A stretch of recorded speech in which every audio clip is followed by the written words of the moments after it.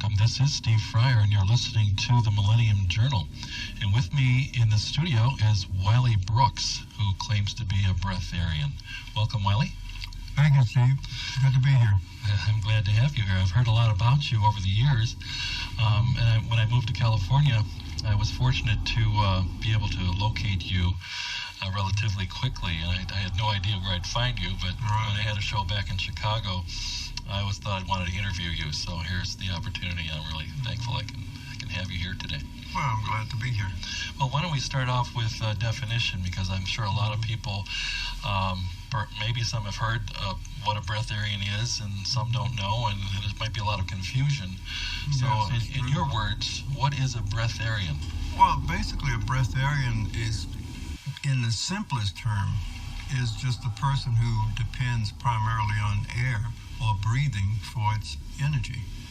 So you don't need to really eat. Right. If you're a breatharian. Yes. In other words, as one becomes a breatharian, the desire or the need for eating decreases, because as one understands how the body works, the body just requires less and less food. See, what I had heard, and was kind of controversial, was that here we are, here's Wiley Brooks, breatharian, and then I heard these rumors, sort of scandalous rumors, well, he does eat some food. Right. No, he's a liar, he does eat food. So tell us how you got into this. How did this develop? Yeah, the reason this is confusing for people is because we're breatharians that lived in the mountains in India and in places where they can live without taking anything at all because of the air conditions, the pollution and so forth. It makes it impossible for the body to sustain itself without taking some kind of substance. But the problem is that for the breatharian, you have to take something to decrease the sensitivity of the body rather than increase. See, the average person eats because they think the food that they eat increases their power and their energy. But for the breatharian, it's just the opposite. Because when you don't take food and your body becomes more sensitive. So as you become more sensitive, then when you're in an environment that is polluted, it is much more detrimental to the body. As a matter of fact, the breatharian cannot breathe in an environment. So because of that, it is necessary to take something to decrease the sensitivity of the body. Now, is it sort of like fasting? Yes. When you fast, you begin to feel a little more energy, a little lighter, a little clearer. Because why? Right, because food extracts a tremendous amount of energy from the body. Why do we have a mouth? Right. Why do we have this ability to take in food then? Why did God design us this way, seemingly with a stomach and elimination tract and all that? Right. Well, you see, the stomach and the elimination tract is all designed as part of the mechanism of the body for getting rid of the waste that the body produces in its natural form and in its natural daily operation. Because in the body continually rebuilding itself, you have the old cells and the used up cells or the debris, which is constantly being eliminated from the body. So the alimentary canal basically is for that. So in other words, you have a choice. You can breathe air, which is the most efficient way of the body for the body to work, which is the perfect way the body is designed to work, by extracting all of the nutrients that it needs by utilizing the gases in the air that we breathe. Everything that is made in the physical world is actually a combination of oxygen, hydrogen, nitrogen, and carbon.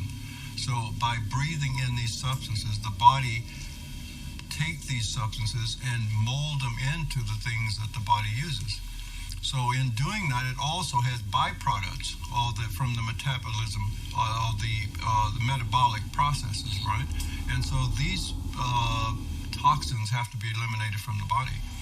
So in other words, one can eat whatever one chooses, but if you look at how the body is actually made, the less solid or heavier vibration stuff you put into the body, the more efficient the body operates. So starting with air as being the best system for the body, and then moving from there down to, let's say, water, and then down to maybe fruit, and then down to vegetables and so forth. I see. You see what I mean? So it really has to do with the individual choice. The individual's choice as to what they should So eat. if we're on planet Earth and we want to eat a strawberry because it's a wonderful fruit and it tastes good and God made it for our enjoyment, we can eat a strawberry. Right, we can. It wouldn't be a violation of your religion to eat a strawberry. No, not with me, because one thing, I don't really have religion in that sense, but I know what you mean, how you mean that word. The thing here with me is that it's a matter of understanding what works best for the individual. In other words, if you eat whatever you eat, and you find that helps you, or it makes you feel better, and it produces more energy in your life, you can go to work better, or you can make more money, or whatever it is you need to do, then of course that means that particular thing is good for you, you see. But in the long run, as one understands the body more and more, you can see the less we put into it, the more energy the body can produce, that more energy is available to do other things. And that's why I ended up sleeping 1 to 7 hours a week, and also I ended up being able to lift 1,100 pounds of weight, which I did as a demonstration, and that's incredible. 1,100 pounds. Right. Mm-hmm. And before that time, I couldn't, I never even thought of lifting more than 25 or 30 pounds at any one time, maybe 50 pounds at the most. Why did you decide to do that? Well, because I'd been fasting in the mountains and I felt so strong that I went down. I used to live on Muscle Beach in California, in Southern California, and I used to watch the bodybuilders like Arnold Schwarzenegger and Mr. T and Columbo and all these famous weightlifters. So one day I decided to go out and see if I could lift anything, and I really didn't think I'd be able to lift anything.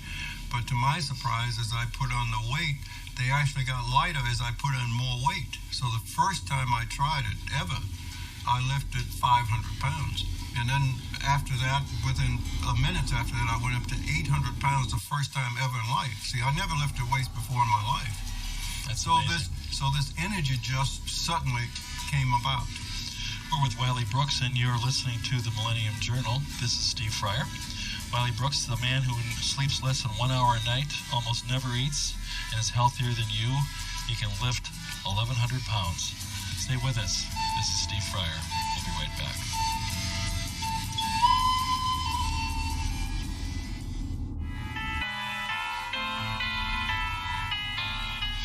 And we're back. This is Steve Freier, and you're listening to the Millennium Journal. And with me as my guest is Wiley Brooks, Breatharian extraordinaire. And before the break, you were starting to get into a little bit more about you, and where we're going, I think, was to ask you how you got involved with Breatharianism and where this all started.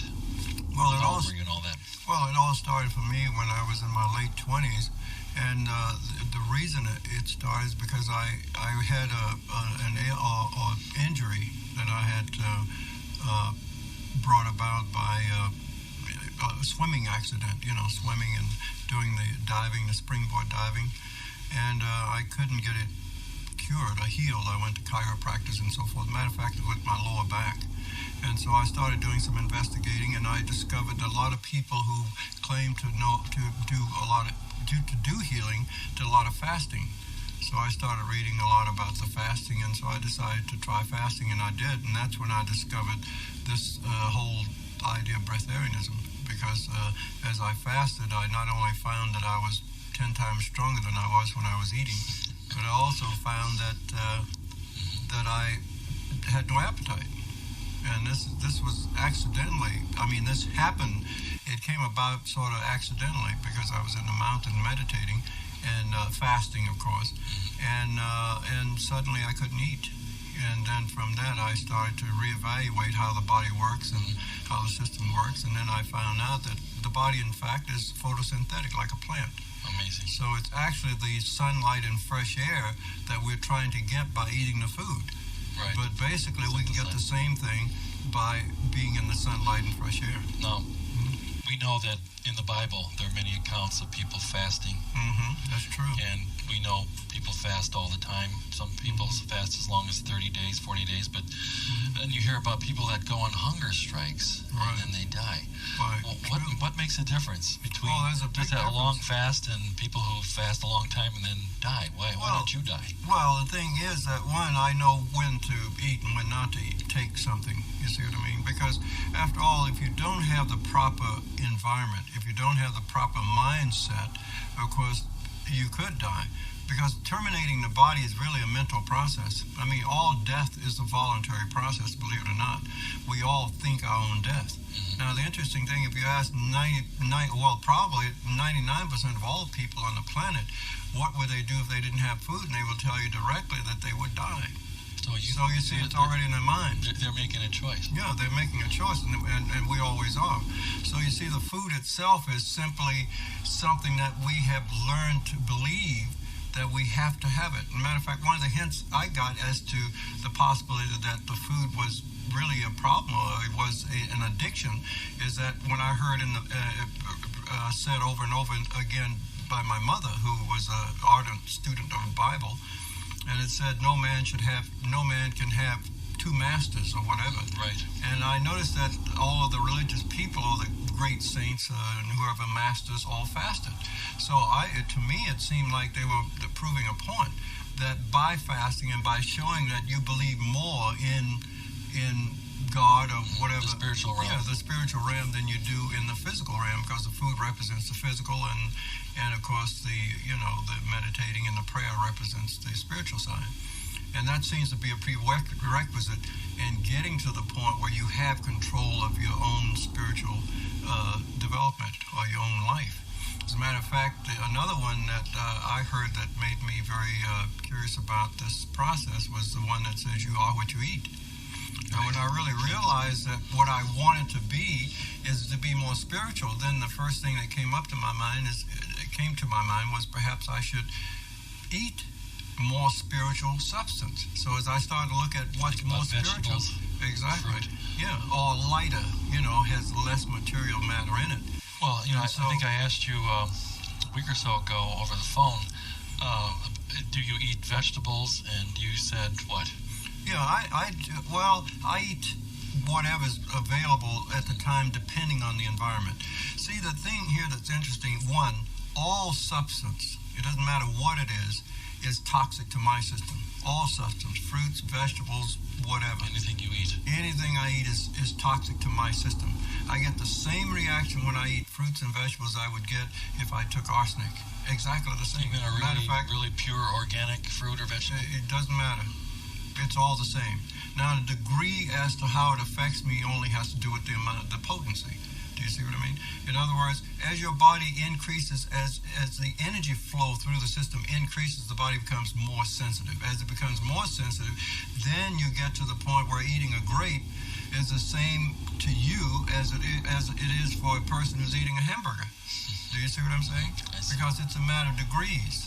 So as one looks in the direction of if eating less is better, then eating anything. Yeah. Could be eventually becomes a problem. Yeah, exactly. And that's the case for the breatharian. So how do you move from being a normal eater like myself? I don't know. I'm pretty normal, but I tend more toward vegetables and so forth now, and juicing and things like that. Less and less red meat and so forth, but still I have a long way to go to get where you're at. Right. How do I get where you're at? Well, actually, where I am has more to do with an attitude than it does anything else. It's not just about eliminating food. No, absolutely not. Because, see, that is why there are people that are starving to death every day. People that live in Ethiopia and places like that where there's very little food. Exactly. You're saying it's a mindset. It's sort of like they created their own hell. Absolutely. And they think they need food, they can't get food, so they have a living hell. Exactly. When they could be thinking, God is my source. That's right. Is that the exactly? Is that the key? That's exactly the key. Well, how do you get to that place where you really believe it? We can say that all you want. Well, the only way you can get to that point is, one, you have to believe in enough that this, what we call God, is real. Now, from the breatharian viewpoint, from my point of view, that what we call God is the same. In other words, I feel myself is the same energy of that energy that we call God, right? So for me, first I had to. It's all about trust. It's all about believing, in yourself as well. Now, when it came to the point of deciding whether is it what is it that keeps me alive? Is it the breath of life? Does it come from that source called God, which is inside of each of us? Or is it from the food, which is something external of us? So when you get to that point, you have to decide which one it is. Now, the only way you can be sure that it is the God energy that you are is that you have to stop eating. Now, once you stop eating, then you can see that it's not the external stuff that keeps you alive. It's actually the external stuff that leads you toward your death. Do you see what I mean?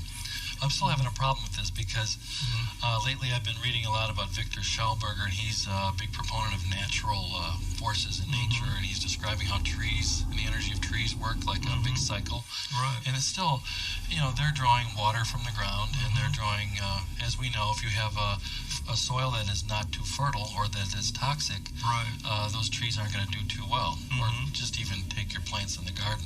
Right, yes.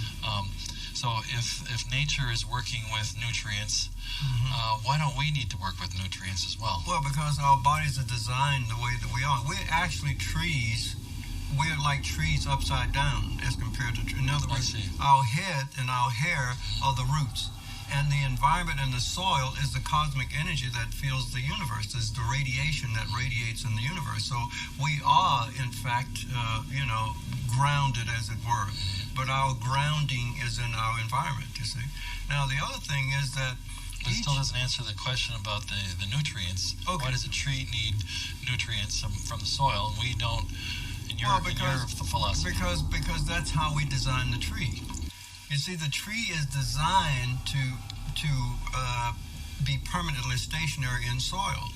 Now, in that soil, you have certain frequencies and vibrations that are put together by the type of substances in the soil. See, it's not the substance in the soil that keeps the tree going, or the substance does not become the tree. Now, there have been experiments to prove that if you plant a seed in the ground and it grows a tree that weighs tons and tons, none of the dirt is used in the tree. Do you follow what I'm saying? In other words, you'd have a big hole in the ground if the dirt became the tree. But the ground is an environment for the tree. The tree itself needs a certain type of frequency, a certain type of energy, and the soil of that particular tree is what gives it that energy. Now, if you disturb that frequency, then the tree will have problems. We're with Wiley Brooks. This is Steve Freier. You're listening to the Millennium Journal. And Wiley Brooks is a breatharian. Very interesting discussion, and we'll be back right after these few words from our sponsors.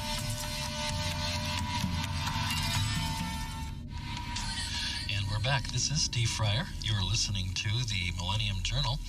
And with me in the studio is Wiley Brooks, the man who sleeps less than 1 hour a night, almost never eats, is healthier than you, and can lift 1,100 pounds. How much do you weigh, Wiley? I weigh about 140 at this time, maybe 45. So you can lift, what's the ratio of weight you can lift? Well, when I did the demonstration, that's incredible. I lifted nearly 10 times my body weight because I weighed then only 125. And I have lifted 1,200 pounds at 120. Now, interestingly enough, as I put on more weight and being in an environment, in the city and polluted and all that stuff, I have less energy. So now I'm up to about 140, 45, right? And I would lift, I'd lift 900 pounds without too much effort at this point. And I am 62 years old, so I'm a little bit older than I was when I did 1,200. So you're doing all right. Yeah, I feel safe at about 900 now. Well, I wanted to ask you about how you got into this. We covered it a little bit earlier, but I wanted to know, did you have a teacher? It seems like you might have studied this somewhere or something. No, I didn't have a teacher. I had some kind of initiation or something? Well, I just had this strong desire to find out where the energy comes from. I read the story about the lady who lifted a 2 or 3 ton truck off a sun. Right. And I think everybody's heard that story. Sure. And I wanted to find out, how is that possible? And if it is possible, why couldn't it be possible all the time? And as I started looking into it, once again, it led to fasting. And as I fasted, I discovered by accident that it was true, that the energy that happened to me, that gave me the power to go out and lift 1,200 pounds of weight, that happened practically overnight, happened only because I stopped eating. I mean, I had no idea I could lift that kind of weight. I didn't lift weights before. And so then I had to start looking at life from a different viewpoint. Now, when you look at a body that can lift 10 times its body weight, and then, then of course I had other kinds of extraordinary experiences, you might say out-of-the-body experiences and traveling in different times and realities. And then I began to realize that perhaps that maybe we are a lot more than just skin and bones, and maybe the spiritual side of us is actually a reality. And I know a lot of people have out-of-body experiences and that type of thing. But for me, I had the chance to see that we are actually physically connected to everything else. So this is really a spiritual pursuit. Yes. You don't call it a religion. No, definitely not, because everything I talk about can definitely be proven scientifically. Now, the interesting thing is that when I discovered why I had more energy when I stopped eating, it turned out to be a very simple thing. Because when the body is, the life of the flesh is actually in the blood. That was written in the Bible. I've heard that before. And what I noticed is as the frequency of the blood changes, as it gets lighter and higher, the pituitary gland produces certain hormones that increase the manufacture of other hormones in the body. So in other words, the body is controlled by the constituents of the blood, which feeds through the brain, which is perceived by the pituitary gland and the pineal gland, and this translates the energy that normally comes in from the sun and from the environment into the physical chemical mechanisms that the body needs to make it survive. So if the blood directly affects this, then one can see as you change the blood, you change the way the body is by changing the way you think. Now this is the other connection. Since everything that we create is produced by what we think, as they say, also it's written, as a person thinketh in their heart, so is it. So as you see how this works, then you can see that everything we eat it does affect how we think. So as we see how the food affects our thinking, we can change the food to be in harmony with what we wish to think. Do you see what I mean? Right, but earlier you were saying that people who just give up eating, let's say they go on a hunger strike or something like that, they end up dying because they have a belief that without food they will die. Exactly. Yeah. Now, how do you really convert your belief? And this is kind of a tricky area, isn't it? Yeah, it is. That's what you teach, isn't it? Right. Yes, it is very tricky. One of the things is the reason why people. I often think about the airplane. Before we had the plane, before the first people flew on a plane. Right. You can imagine what it's like, some guy coming to you for the first time saying, I want you to fly on this plane, and we've never flown before. You see? And well, I read something about that just this morning, about all these paradigms that had been broken. Yeah. And I heard that the Wright brothers, and I never heard this before anywhere else, that they actually said, we threw away the manual. Right. Everything we knew about heavier than air flight. Right. And we just did it, they just went about it their own way. Right. Essentially what you're saying here is exactly the same Get rid of all those beliefs that say you have to die, that you need food to survive, et cetera, et cetera. And so, but like I said before, you do have to have a plan. You do have to have an intelligent plan, and you do have to have a reason for finding out these things. I mean, everything we go after, there must be some reason for why we're doing it. In my case, I heard that the human body never gets more than 7 years old. Every cell in the body is replaced within 7 years. So that means theoretically nobody's over 7 years old. So why is the body getting older? Yeah, why are we aging? Exactly. And then what I found is we're aging because of what we're thinking. You see, the body is not dying because it's getting older materially. It's dying because we're thinking that we're supposed to die, and we have set up the scenario where as we're around for a while, we look at ourselves in the mirror and we agree that we're getting older, and we agree with everybody else that we should be getting older, so we get older. And we continue this process, and we continue playing these old movies. So do you celebrate birthdays? No, I don't. I've heard of people that don't celebrate birthdays for that very reason. No, because they don't want people projecting. Yes. Oh, now you're 40. Now you're 50. Right. Now you're 60. And all that goes along with that, Right, that's society true. says. And I know I had a heck of a time when I turned 40. Right. It's taken me 10 years to recover. Right. I'm not kidding. Well, But I feel better now than I did 10 years ago. I understand that. Well, see, my problem is that when I go when I look in the mirror, I'm always shocked because I cannot visualize myself being more than 21 and 22. And that's the way it is for me. So internally, as a matter of fact, my body is 21 and 22 inside. I have what they call bifocal lenses because one side, in one way, my body is getting younger, and the other way, it's getting older. But even the older side is getting younger. So the younger side is getting older, but not too old, and the older side is getting younger. Do you see what I mean? So my eyes are really in a confused state. I'm very confused. So somewhere the two will get together. In other words, the younger part will get mature to its natural state of about 22, and the older part, which is now thinks it's 62, will move back to 22. So somewhere they should meet. But anyway, the basic thing that brought me to this point, and the basic desire to get to this point, one was to figure out who I am. Now this was and the who other. are you? Exactly. Who am I? Well, I am a spiritual being sustained by the breath of life. Now that's one way I can put it. I like that. The other way I like to put it is because we are creators. This is what we do here. We are creators, and creators, gods, if you want to use that term. I like to use that term because that's exactly who we are. When you Creator think, gods. Yes, we are. We are actually creator gods. We're here for the purpose of creating the type of world we want it to be. In other words, we're here to create heaven on earth, as it were.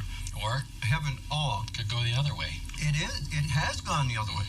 And the thing was, and is, that when I became what you might call a breatharian, I got a chance to see that why it was going the other way. Why? And one of the main reasons why it was going the other way was because of what we were putting in our stomachs. Remember the story in the Bible? It's another thing that gave me a hint, is when it said that man was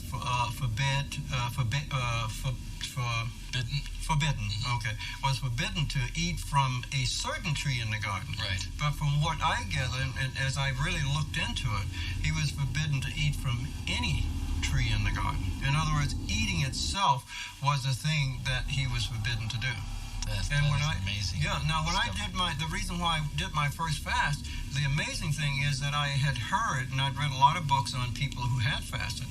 And one thing I noticed from everybody who fasted, no matter what their religion or what their belief or what their creed or whatever, they always said, I felt closer to God. So when I started fasting, the same thing happened to me. I felt closer to God. And matter of fact, I felt so close to God, I actually realized that I was God. I was the same essence. I was that power. I was connected to everything. So then suddenly, I could not see myself as separate from anyone else. Do you see what I mean? Right, exactly. And once you see that point, once you become, and I guess that's what people would call God realization. Well, it didn't seem so strange to me because suddenly I just realized who I was, and in being who I am, I realized that I'm also in relationship to everybody else, actually part of their beingness too. Matter of fact, at those higher frequencies, I found that I could feel everybody else's pain. So that's one of the reasons why we eat. We eat because it dulls the senses, and it keeps us from being sensitive to everybody else's pain. So we're less psychic. Exactly. Sensitized to the pain of others. Right. So the breatharian that lives in this society, the breatharians that live in this society that do eat for the purpose of detoxifying the body, not the other way around. Desensitizing. Exactly. You see, for a breatharian to eat the best food, the most nutritious food for the purpose of health is totally ridiculous. Because that's the last thing we need at this point, is to be more healthy. Because if we were more healthy, we couldn't be here. You see, because as we get back to being completely clear of energy, not only that, the other thing that happens, that when my energy is at its maximum, no one can live in my environment. I can't live with anybody. I can't be around anyone because my energy literally burns their skin or their bodies. Because the body has the same frequencies as the sun. It gives off ultraviolet light. So when you have that high frequency, then the average person can't be in your environment. Matter of fact, I've moved into apartment complexes, and everybody in the complex moved out. And they didn't even know me. Bad news. You see what I mean? Because Wiley what Brooks happens... Yeah, right. moves in, Right. everyone else moves out. Right. So what happens is that we are actually light. We are light beings, right? Now, the frequencies that we normally see, of course, are the ones that, we don't see a glow per se. But as we move up in the higher frequencies, which the average person does not see, then we give off this incredible light. But but everyone can perceive it with their eyes that are not the physical eyes, but their spiritual eyes. So you literally become too bright. And when that light is overwhelming, of course, it frightens people, and it also creates a lot of fear in their own bodies. You see what I mean? Makes sense. So there's a whole different life you have to learn to live once you reach this point of enlightenment. It's interesting because that's all it is. It's just more light has entered your body. See, when you take the food out, or less food, which creates a lower frequency, right? The body just burns brighter. So you have more light, and then this light goes out into the world, and it does affect the world. It's sort of like reverse thinking. Yeah. We have to flip-flop our thinking. Exactly. It's just the opposite. In other words, all the things we've been taught by religions is just the opposite in reality to get back to where we started from. We started out as gods, creator gods. We created our own bodies. And by creating our own bodies in a perfect manner, it wasn't necessary to eat anything. So I hear the music. Does that mean we have to take another break? Well, we're closely approaching a break. That's true. I want to say that we're with Wiley Brooks, who is an amazing person and a breatharian. Says that you're God, he's God, we're all God. And we'll be right back. This is Steve Freier. You're listening to the Millennium Journal. Stay with us.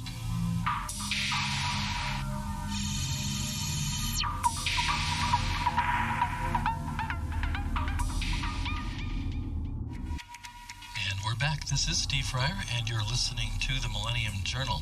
I'm with Wiley Brooks, who sleeps less than 1 hour a night and almost never eats, and calls himself a breatharian.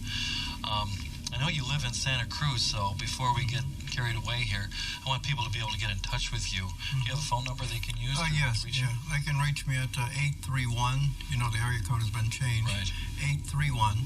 831-454-9702. 831-454-9702. 9702. Right. And all right, I wanted to know, since you are a breatharian, you're very spiritual, and you can basically live on air if you choose to. True. And mostly you do. Right.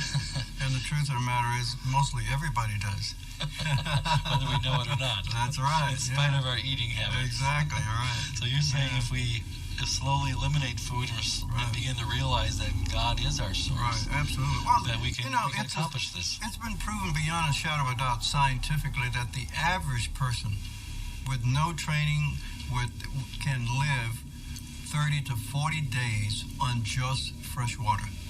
That's something that anybody can do without any injury to the body. So you can see right away, people don't need to eat every day. Even if they eat, even under their worst conditions, they don't need to eat 3 times a day.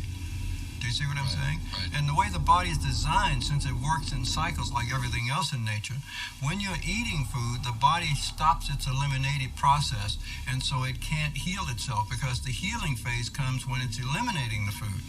So if you're constantly eating, the body can never eliminate in order to heal itself, so it never catches up. So the ideal way, what happened to me once I got to the breatharian stage, I had to actually literally train myself to eat again. Because the eating is such a shock to the system that the only way you can do it, interestingly enough, is that the best way to reintroduce yourself into eating without too much of a shock, because at first your body rejects everything, and I do mean everything, right? But one of the best ways to get it started, to start the addiction of eating, is to eat fruit. And that's why man started, it's the lightest food. Yeah. And see, when you eat the fruit, the sugar goes directly into the bloodstream, and sugar itself, being one of the most toxic things on the universe, as far as the body is concerned, interferes and blocks the pineal gland, which shuts down your spiritual energy, so that the body can drop its frequencies so you can adapt to the frequency of the food. Now, from that, as you gradually increase it, you become heavier and heavier. You see what I mean? Right. And so eventually you can even bring your frequencies low enough where you can eat, animal flesh or whatever might be the case. So you see, it's before we run out of time here, I wanted to know why you're here. Well, my main purpose is to help people remember who they are. Now, it's interesting because everybody here on this planet is here for one of two reasons. They're either here to remember who they are, or they are here to help other people remember who they are. Do you see what I mean? Yeah. And that's why you run into so many people who are thinking and feeling, I need to know who I am. And that's the thing that got me started with the Breatharian idea. I needed to know who I am and what my purpose is here. Now I know my exact purpose here, and I know exactly who I am. So in doing that, now I'm free to be able to help other people learn who they are and remember who they are, because that's all that's necessary. See, if we all are the essence you call God, all we have to do is remember that. Do you see what I mean? Right. We actually didn't come here to learn anything new because we know everything. We came to experience what it's like to live in a world where we have set up a wall or a shield or a separation or an illusion that has us convinced that we are not who we are. So the way it works is the only way we can really appreciate who we are, and that is being God, perfect, love, and all of that, is to create the illusion that we're not. Do you see what I'm saying? Yeah, right. And so that's what this is all about. It's sort of like the story of the prodigal son. Yes. We're scrounging around to make our living, That's right. to begging for food, and then we come to the realization that we could just go back to our Father's house. That's exactly right. I mean, that's the most beautiful story in the Bible, I think. It is, and it's the absolute truth. And you've discovered how to get back to that place. Right. Not have to scrounge for a living and, That's right.